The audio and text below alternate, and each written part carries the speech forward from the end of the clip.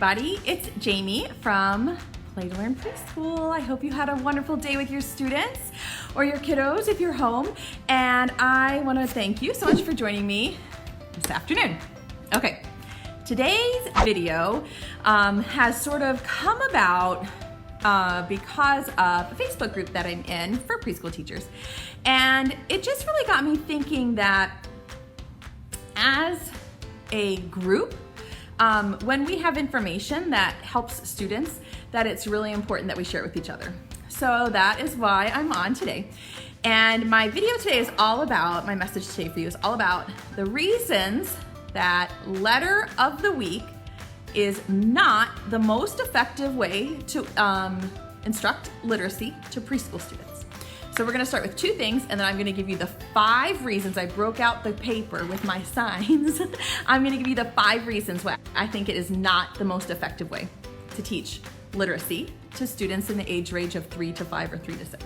Okay, so first, when we say letter of the week, LOTW, when we talk about that, what I'm talking about specifically, and I think what most people when they talk about letter of the week specifically, hello, is this: setting up everything in the classroom so that it all starts with the same letter. The example in the Facebook group that I was in, is somebody said, I need ideas for a letter K theme. K is not a theme, it's a letter, a skill, not a theme. A theme is a unit of study that has breadth and depth and exciting and cool things with it. K is not a theme, it's just one little skill, one little nugget of information. But anyway, and all of the helpful people, and I do mean it, they were trying to be helpful, in the comments said you could paint kites and drink Kool-Aid for snack and learn about the kings of the world. And somebody even said you could have them tie knots. And I was like, K-N-O-T-S. It does start with the letter K, but even like second graders don't know that, right? And somebody else was like, you could teach them about kings of the world, or you could have them jump around like kangaroos. And so what I'm picturing in my mind then is this person who is trying to do the best by her students, or she wouldn't be asking the question. Plans all these activities in her classroom so that the art center, they're painting kites. And for snack, they're drinking Kool-Aid. And at the science center, they're using keys to unlock locks. And at gross motor time, they're jumping like kangaroos. And during social studies, they're learning about kings. And for fine motor, they're tying knots. And the sensory table is full of ketchup. I'm teasing, that wasn't a suggestion. That is what letter of the week means to me. It does not mean teaching the letters, because we're preschool teachers, so we do teach the letters, right? But letter of the week is that idea that regardless of what season it is, regardless of this overarching topic, that each distinct activity in the classroom, every story, every snack, every art project has to start with the letter of the week. That the craft has to be a K that looks like a guy with a ball and he's kicking it, and they all have to decorate their K to look like a kicker. That is letter of the week, and that is what I'm speaking out, not against, but I have 5 reasons why I think it's ineffective. So just so we're all on the same page, because the last time I did a letter of the week video, people started emailing me and saying, but I teach letters every week. And I'm like, well, guess what? So do I. I do teach letters every week. We blow them up and make the sounds every week. Yes, so do we, because that's how it works. But teaching letter of the week as a theme is not effective. Okay, and then my second point before I break out my 5 reasons is that I am doing this video because I feel like I've been given a platform, thank you Facebook, to reach a lot of preschool teachers around the world, around the country. And I would be doing the students in our care, thousands of students in our classrooms, a disservice if I didn't share things that are more effective than letter of the week.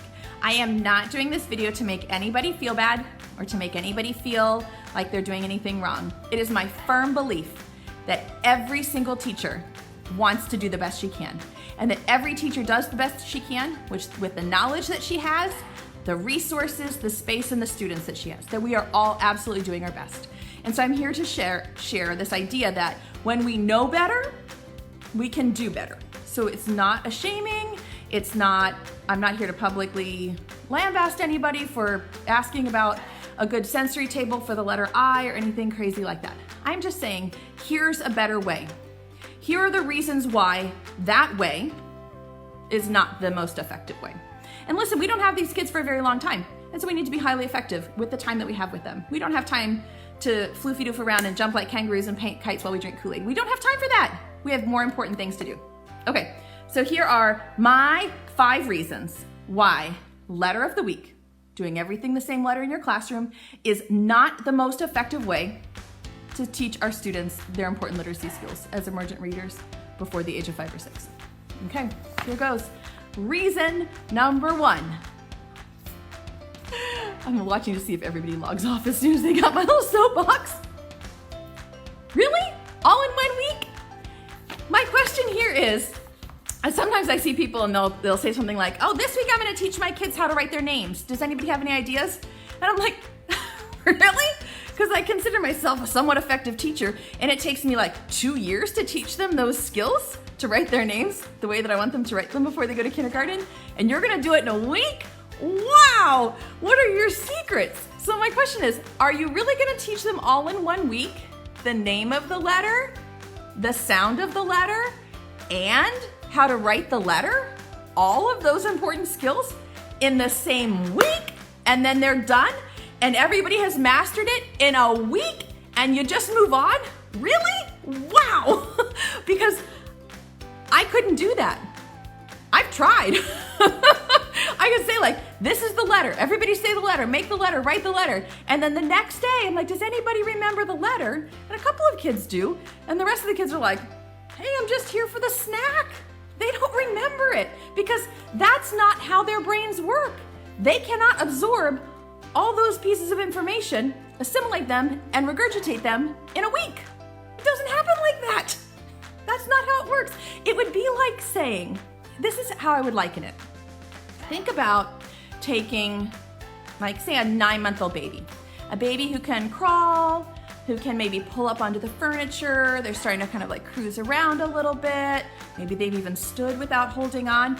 And you say, all right, 9 months, kid. This week I'm gonna teach you how to walk. All right, so every day I'm gonna give you a lesson on how to walk. I'm gonna show you how to walk. I'm gonna hold your hands, we'll practice how to walk together. And then by Friday, I want you to learn how to walk. Deal? Next week we'll learn how to ride a bike. It would be the same thing as doing that with literacy instruction. Just like learning to walk is a developmental process. Just like learning to talk is all right, numero dos. Here's the second reason why letter of the week is not the most effective. I'm not saying it's bad. I'm saying there are better. The most effective way to teach literacy. Because telling a student something is not the same as teaching the student something. So just when we say, I'm gonna tell them what the letter is. This is the M. I'll let them trace it, they can feel it, we can all eat marshmallows, we will paint with mud, I'm going to put, oh, I'm so bad at this. What am I gonna put in the sensory table? Macaroni in the sensory table. We're going to walk around like monkeys, ooh, ooh, ah, ah. And then I just tell them, that's because it's the M. And then the kids are like, oh, of course, why didn't you tell me before? Because the truth of the matter is that is not how our brains work. And that when someone tells a student information, that is not teaching them the information. It's not, it's telling. And we're not tellers, we're preschool teachers. And so just telling them the information in a week is not teaching. It's not. We can do better. We have to teach it, not tell it. Reason number 3, that letter of the week is not the most effective way to teach. This is a saying, sweat is on the brow. That one of my undergraduate professors of education taught me. I was at Hood College in Frederick, Maryland in the late 90s in a really great education department. I have my bachelor's of arts in early childhood education, and I did practicum experiences in a lab school there. I student taught kindergarten and first grade And then I went on to the University of Virginia, where I got my master's degree at the Curry School of Education in reading education. So I feel like I know what I'm talking about. But this thing from my very first education class, my sophomore year of college, always stuck in my head. My professor used to say, "The sweat is on the brow of the person who is learning the most."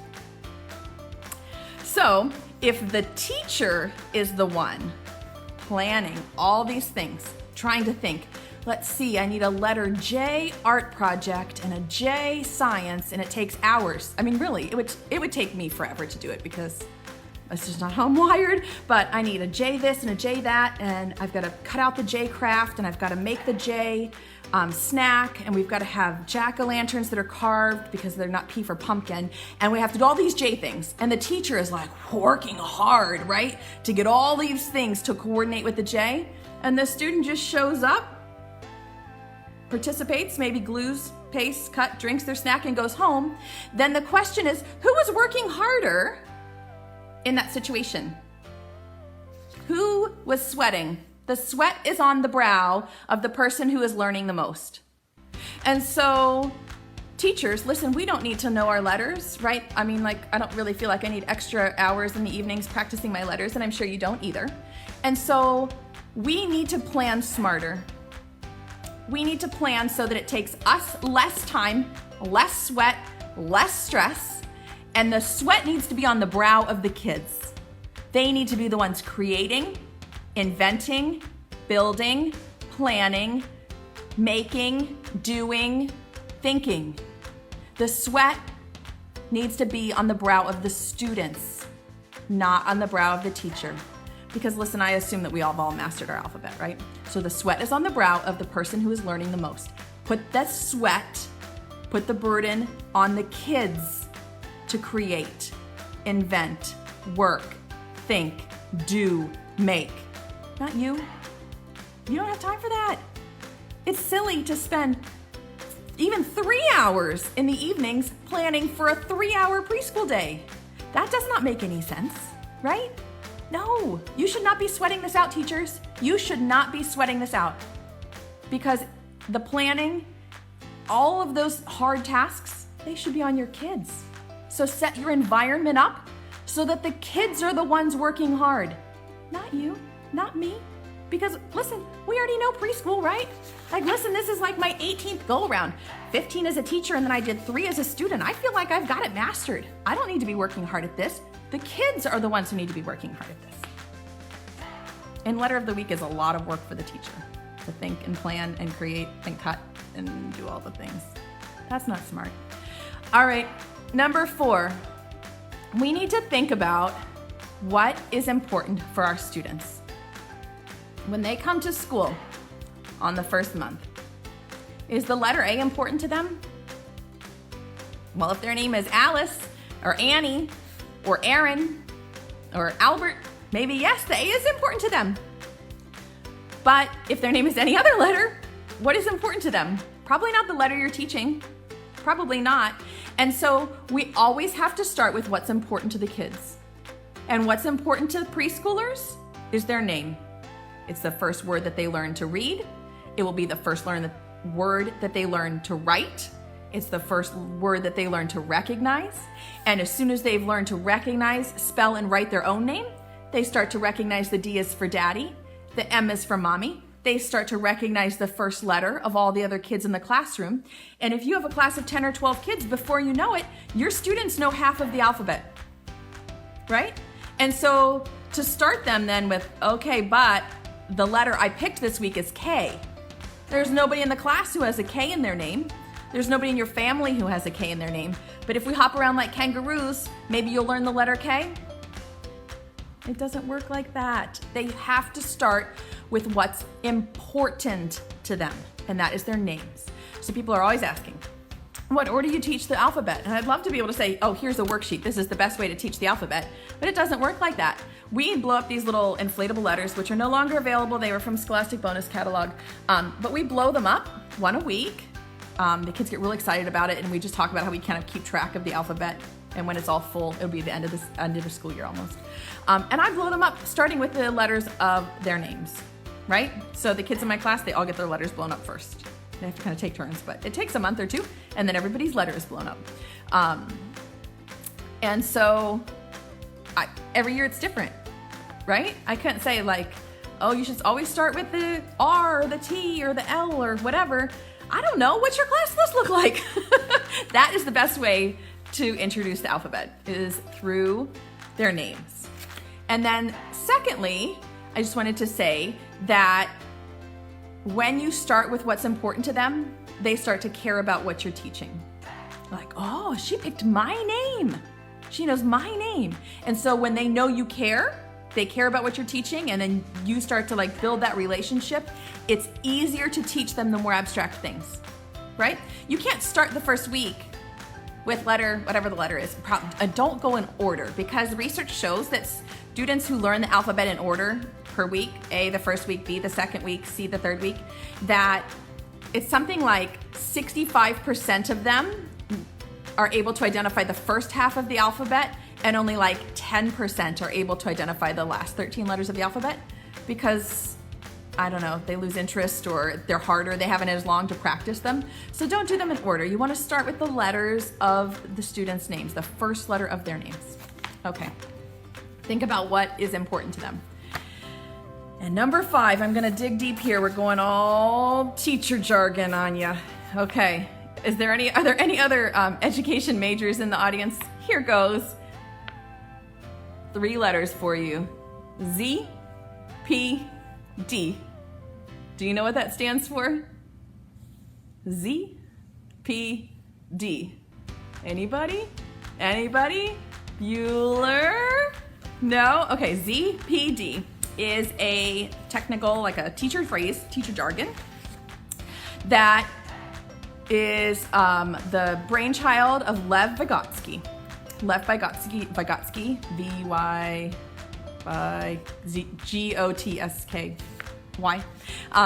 is a psychologist, and his theory of development and of education is 2 parts, and I'm gonna summarize it pretty, oh, look at you guys go, with the Z.P.D. Hey, I love you guys. All right, is that students need to learn in their zone of proximal development. Okay, look at all of you smarty pantses. Y'all get an A+. Yes.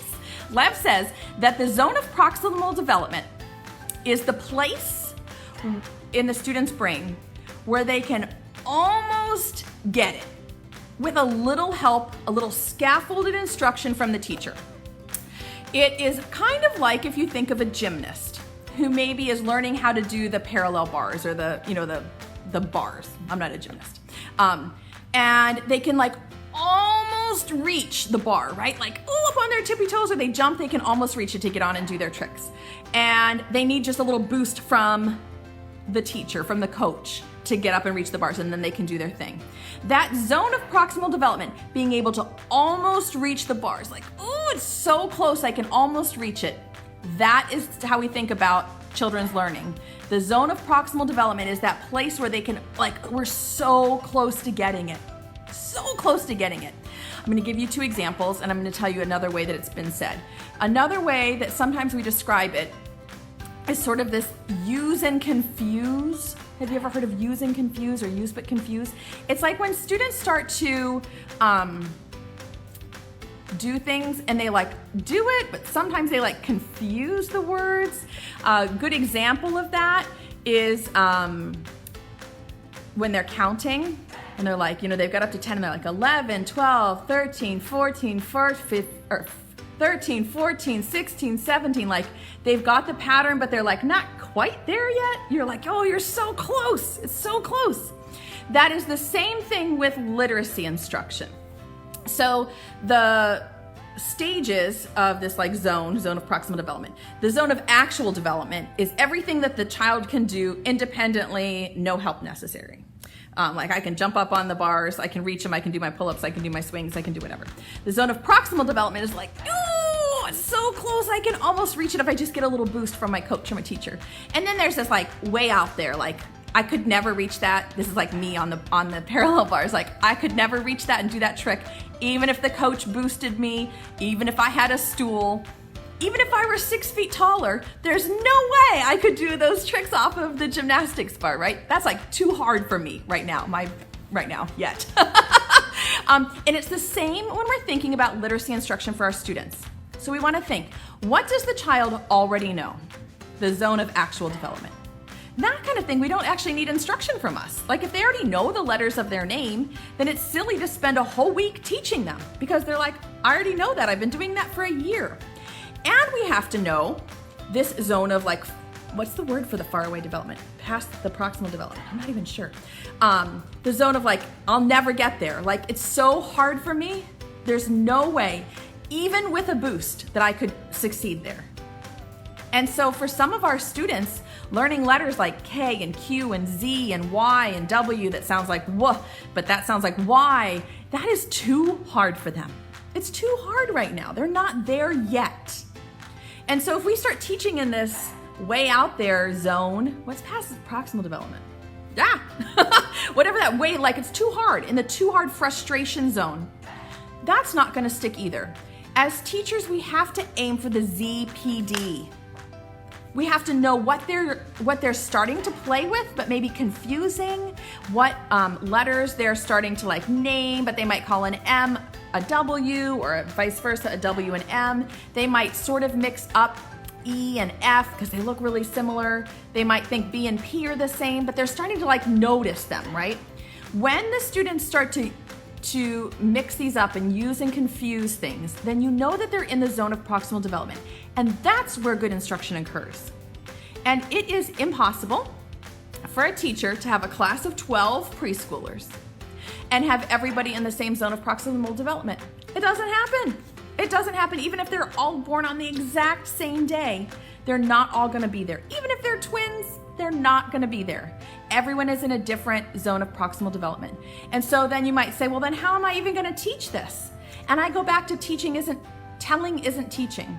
Teaching is providing opportunities for letters in the sensory table so that everybody can kind of pick out what they know and you can talk with them about the ones that they're confusing.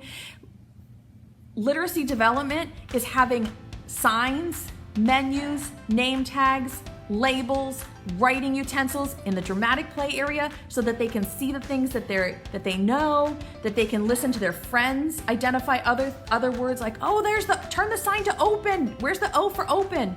And they're like, oh, my friend says I gotta turn the sign to open. And it starts to make sense to them because it's in a real context.